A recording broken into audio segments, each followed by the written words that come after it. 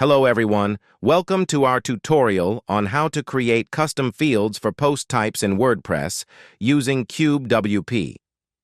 Today, I'll walk you through the step-by-step process, adding custom field using CubeWP.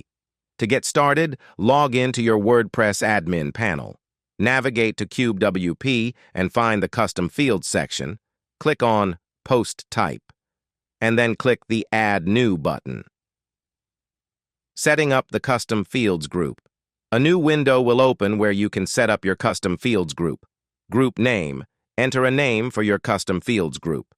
Group order. Set the menu position for this group. Description. Provide a brief description of the group's purpose.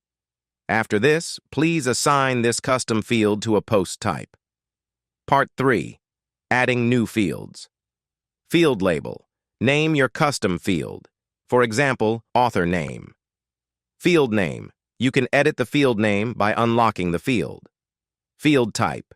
Choose the type of field, such as text input. Number, email, URL, password, text area, range, color editor, embed file, image gallery, switch, drop-down, checkbox, radio, button, business hours, Google address, date picker, etc. For example, we'll select text. Description. Optionally provide a field description to inform users about its purpose. Default value. Set a default value, for example, John Doe. Placeholder. Enter placeholder text. For example, enter your name here. Character limit.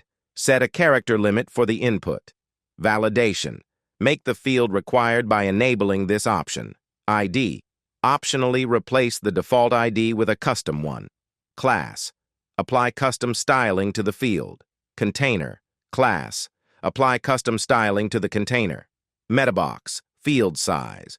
Choose the width of the field within the admin panel's metabox. For example, 1:1 for full width.